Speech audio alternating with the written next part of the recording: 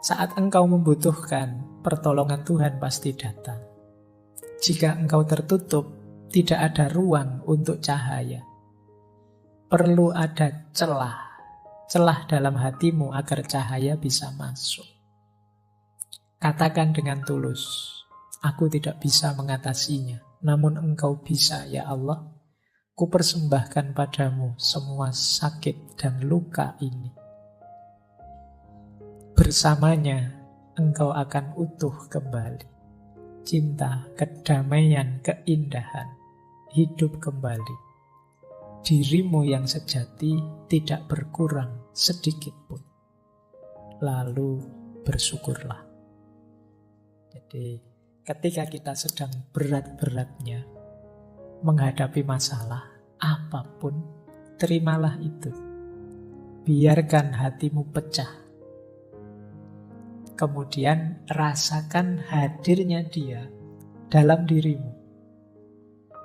Dan yakinlah bahwa apapun yang engkau inginkan akan dipenuhinya. Sambatlah padanya, ya Allah, masalahku ini sangat berat. Aku tidak mampu. Kalau engkau pasti mampu. Maka aku persembahkan duka, luka, sakitku ini hanya kepadamu. Nah, insya Allah bersama Dia kita akan kembali utuh. Kembali hidup seperti semula. Tidak ada satupun yang berkurang. Kalau kita patah hati kan sebenarnya kita berkurang apa sih? Tidak ada. Kita masih bisa memulai lagi yang baru seperti semula. Kalau sudah terasa betapa kebersamaan dengan Allah itu menyembuhkan, ayo terus kita bersyukur. Alhamdulillah ya Allah, Engkau masih mau menemaniku dalam situasi pahit dan luka ini. Baik, ini salah satu petunjuk dari Maulana Jalaluddin Rumi. Kalau kita sedang patah hati, sedang sedih, sedang banyak masalah. Oke, kita lanjutkan. Ini dimensi yang berbeda, pemahaman yang berbeda lagi. Kata Rumi begini, selamat tinggal hanya untuk mereka yang mencintai dengan matanya. Karena bagi mereka yang mencintai dengan hati dan jiwanya, tidak ada yang namanya perpisahan. Nah, kita itu kan patah hati misalnya, itu kan karena jauh, ditinggal, tidak dibersamai lagi. Dia tidak mau lagi dekat denganku. Itu kan kita definisikan sebagai patah hati. Terus kita sedih karena itu. Kalau kita sedih karena itu, kata Rumi, ini kemungkinan kita hanya mencintai dengan media mata. Hanya karena tidak melihat Dia di sisi kita, kita menyebut itu perpisahan. Padahal bagi orang yang memang benar mencintai, cinta itu hadirnya dalam hati dan dalam jiwa. Hati dan jiwa itu tidak mengenal perpisahan fisik. Sejauh apapun dirimu, engkau tetap ada dalam diriku. Maka goodbye atau selamat tinggal itu hanya untuk mereka yang cintanya hanya dengan mata, kata Maulana Rumi. Tapi bagi mereka yang mencintai dengan hati dan jiwanya, tidak ada yang namanya perpisahan. Ini boleh juga dipakai dalil bagi mereka yang LDRan. Lah, jadi kalau kamu hari ini sedang galau karena LDRan, kamu kirim quotes-nya Rumi ini padanya. Jadi selamat tinggal hanya untuk mereka yang mencintai dengan matanya. Karena bagi mereka yang mencintai dengan hati dan jiwanya, tidak ada yang namanya perpisahan. Baik, ini sisi dalamnya cinta berarti memang tidak bisa patah. Kalau memang kita benar mencintai, sebenarnya perpisahan itu tidak mungkin. Karena yang kita cintai pasti akan selalu ada di hati kita dan di jiwa kita. Meskipun dia misalnya, wah ini dia kok nikahnya sama orang lain ya kita sudah lama. Iya kan fisiknya sama orang lain, tapi cintamu padanya kan masih ada di sini. Iya. Jadi yo abot rek memang. Tapi kan untuk menghibur diri perlu teori ini. Biar kamu nangismu ndak keras-keras. Jadi ini makanya quote ini jangan dikirimkan ke mantanmu yang sudah punya pasangan ya. Nanti bisa jadi masalah itu. Mantan kok ngirim yang ini, itu bisa trouble itu. Baik, kita lanjutkan ya. Ini salah satu pendapatnya Maulana Rumi. Ini menarik kalimat ini. Biarlah sang pecinta menjadi tercela, menjadi gila, menjadi linglung. Orang yang sadar akan khawatir tentang hal-hal buruk. Biarlah sang pecinta saja. Ini sebenarnya ingin bilang, orang itu kalau memang benar mencintai, dia tidak akan peduli. Dianggap tercela, dianggap gila, dianggap linglung. Ya konteksnya Maulana Rumi ini cinta ilahiyah ya, cinta kepada Allah. Meskipun sebenarnya cinta pada pasangan kadang-kadang juga ada yang selevel ini. Orang normal yang sadar biasanya tidak senang dengan disebut gila, disebut orang bingung, disebut kamu itu mbok yang waras. Kita kan enggak, orang normal itu tidak senang begitu. Tapi orang yang mencintai tidak peduli. Disebut tidak waras tidak masalah. Disebut gila juga tidak masalah. Disebut ngeyel juga tidak masalah, tidak apa-apa.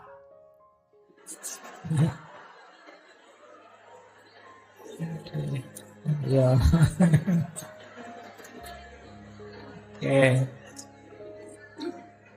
Baik, iya. Itu. Oke ya. Yang kesenggol langsung bunyi. Nah, baik kita lanjutkan. Jadi tidak masalah bagi orang yang mencintai. Biarlah sang pecinta saja.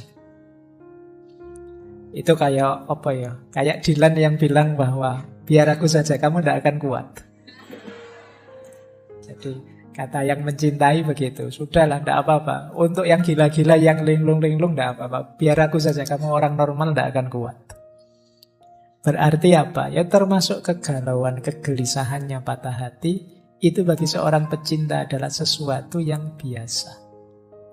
Tidak akan terlalu merisaukannya. Karena dia tidak kehilangan dan tidak kekurangan apapun dari cintanya. Jadi biarlah sang pecinta saja. Biarlah yang mencintai saja.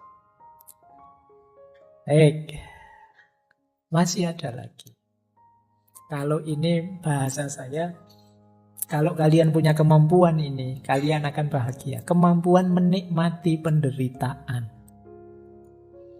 Jadi Rumi kan dikenal dengan tarian Darwis berputarnya. Kata beliau begini, menarilah saat lukamu terbuka.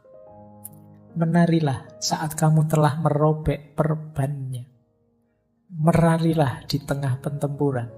Menarilah dalam darahmu. Dan menarilah pula saat kamu benar-benar bebas. Jadi ini Rumi menceritakan betapa terjalnya jalan cinta itu. Engkau akan terluka berkali-kali, tapi tetaplah menari. Menarilah di tengah pertempuran dan menarilah dalam darahmu. Meskipun pada akhirnya, ketika kamu mampu menikmati segala penderitaan itu, engkau akan benar-benar bebas. Jadi, ini diilustrasikan ketika Rumi itu kan pertama kali melakukan tarian yang masyhur sekali. Darwis berputar itu kan ketika beliau sedang sedih, sedang galau, ditinggal gurunya, Syekh Samsuddin At-Tabrizi. Ketika beliau sedang ada di sebuah tempatnya pandai besi, mendengarkan besi yang ditempa, diiringi oleh kesedihannya, akhirnya tubuhnya bergerak sendiri. Itu bisa kamu bilang bergerak dalam kesedihan. Tapi kesedihan ini dibawa menari dan dibawa naik menghadap Allah. Maka Di antara rumusnya kalian menghadapi kesedihan, menghadapi patah hati itu, kalian akan sangat tangguh kalau bisa sampai di level bisa menikmati kesedihan. Bisa menikmati kegalauan. Boleh kamu bikin jargon, galau itu asik loh. Sedih itu menarik. Banyak karya-karya besar lahir karena kesedihan. Karena kegalauan. Sering saya bilang, energinya orang sedih, energinya orang patah hati itu luar biasa. Tinggal kamu mampu atau tidak menikmati dan mengelolanya. Jadi kayak kalian waktu jatuh cinta itu kan energinya juga besar. Tinggal mampu atau tidak kalian mengelolanya.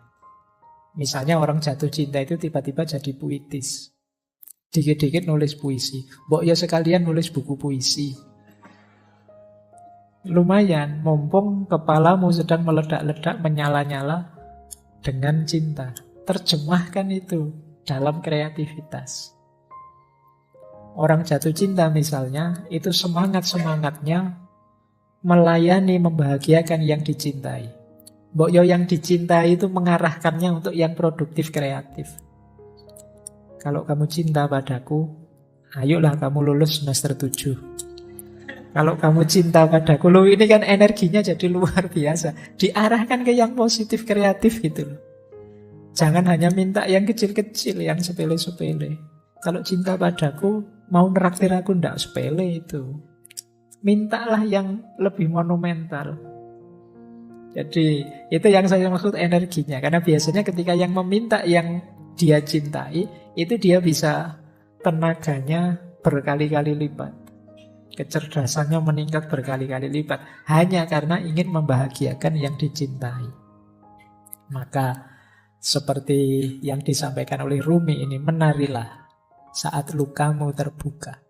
Menarilah saat kamu merobek perban. Menarilah di tengah pertempuran. Menarilah dalam darahmu. Menarilah pula saat engkau benar-benar bebas.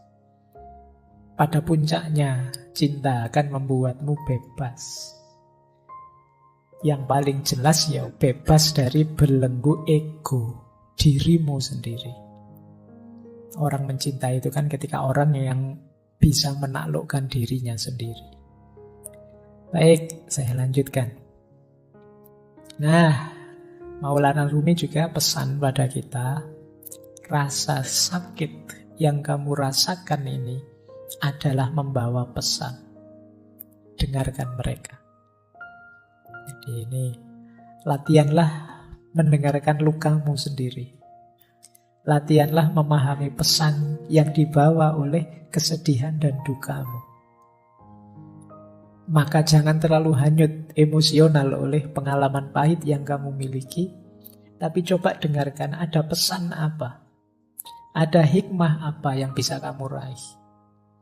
Yo karena yang pesan ini Maulana Rumi, yo berarti perhatikan dia memberitahumu apa dalam rangka meningkatkan kedekatanmu kepada Allah, dalam rangka menghidupkan cintamu kepada Allah. Peristiwa pahit apapun coba kamu dengarkan. Dia membawamu pesan apa, membawakanmu pesan apa yang itu membuatmu tambah dekat pada Allah. Jadi pesan yang arahnya ke sana. Dengarkan. Karena ketika Allah menetapkan sesuatu, pasti tidak ada yang sia-sia. Termasuk menetapkan patah hatimu. Pasti Allah tidak sedang iseng, tidak sedang, saya coba anak ini kalau tak bikin patah hati kayak gimana, pasti tidak sekedar itu. Pasti Allah ingin sesuatu yang lebih besar dan lebih penting dari itu. Maka penting kita mampu membaca luka, mendengarkan patah hati. Ayat itu kan tidak hanya ayat tertulis, tapi juga ayat-ayat kauniyah. Patah hatimu dan lukamu itu ayat-ayat Allah juga. Coba dengarkan pesannya dari situ. Jangan-jangan mengingatkanmu atau mengujimu atau mendorongmu untuk tambah dekat padanya. Dan seterusnya. Baik, kita sudah ketemu Maulana Rumi dan ada kalimat yang menarik dari beliau. Di mana ada kehancuran, di situ ada harapan akan harta karun. Harta karun itu kan biasanya terkubur di balik puing-puing. Kalau tersimpan di lemari kan tidak disebut harta karun. Harta karun itu biasanya tersembunyi. Dan ini ada di balik kehancuran. Maka temukan mutiara-mutiara, temukan harta-harta di balik kesedihanmu, di balik kehancuranmu. Pasti banyak kalau kamu jeli mencarinya. Jadi ini lanjutan dari quotes yang tadi ya. Jadi dengarkanlah dan cermatilah, insya Allah kamu akan ketemu harta karun yang di situ kamu akan bangkit kembali, lahir kembali, jadi sosok yang lebih kuat, lebih hebat dari sebelumnya. Jadi ini pesan dari beliau.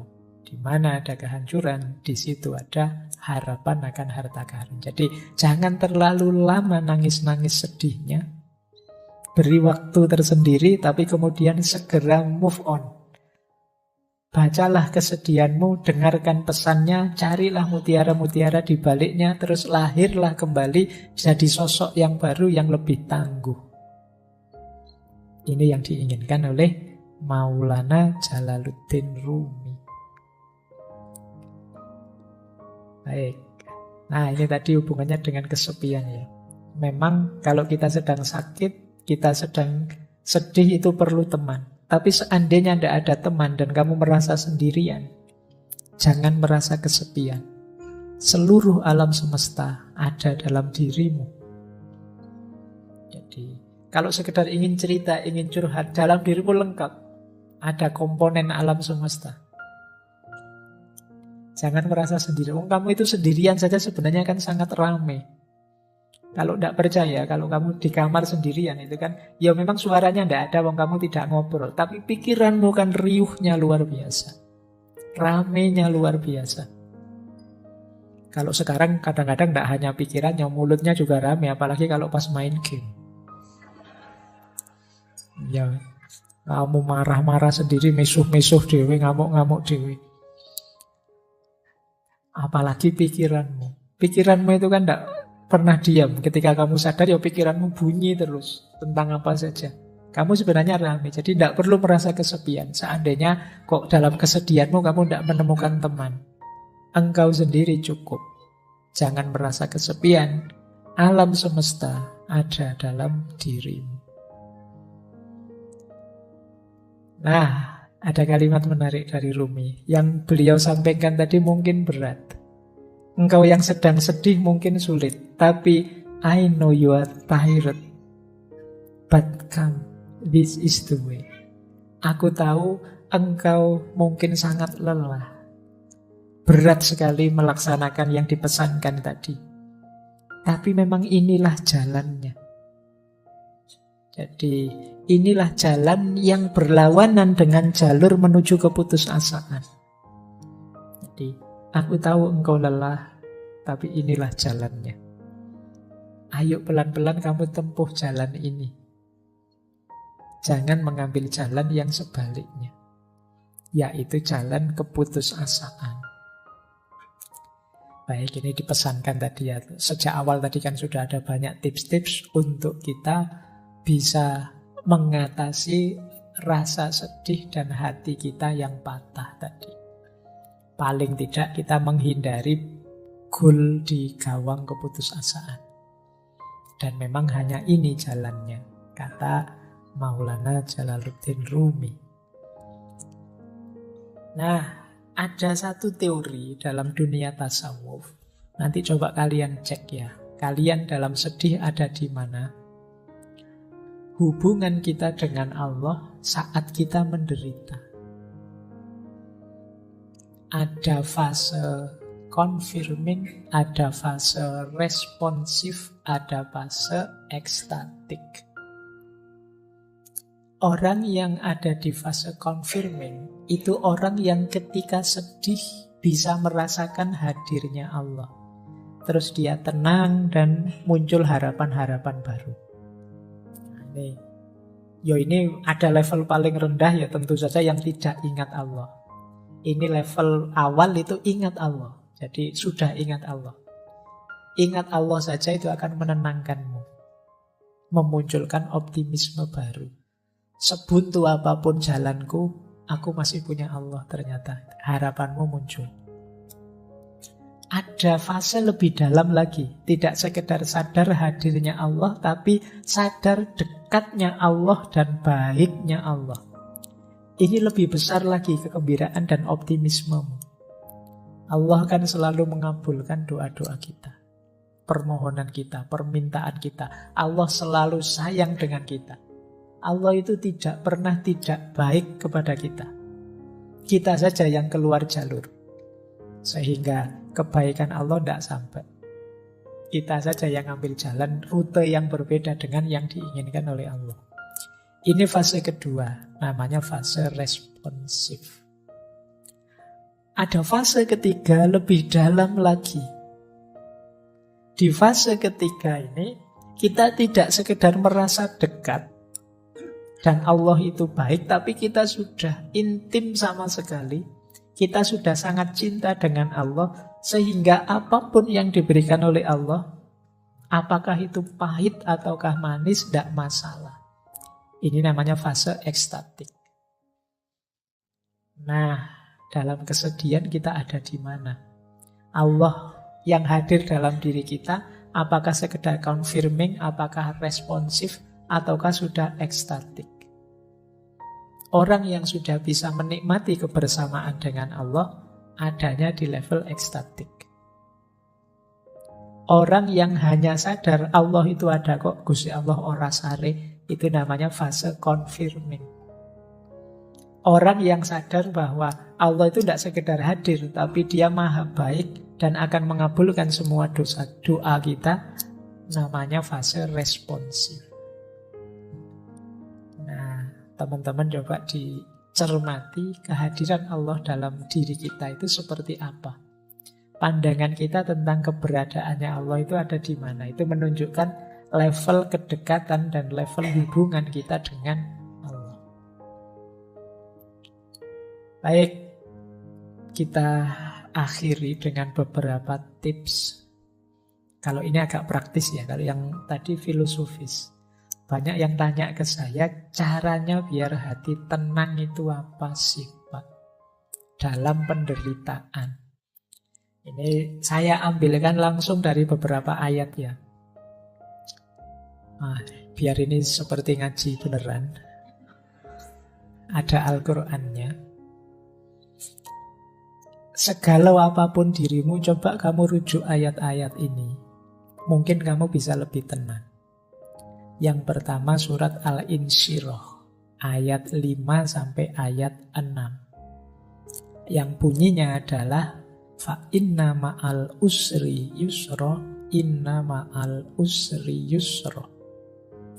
Maka sesungguhnya bersama kesulitan itu ada kemudahan. Sesungguhnya bersama kesulitan ada kemudahan. Sesulit apapun hidupmu, sepahit apapun pengalamanmu, tidak usah khawatir. Pasti ada kemudahan. Bahkan ada penafsir, ada mufasir yang mengartikan setiap ada satu kesulitan, Allah akan memberikan dua kemudahan. Ini kan diulang dua kali. Fa inna ma'al usri yusra, inna ma'al usri yusra. Jadi yang pertama, kamu ingat-ingat ini.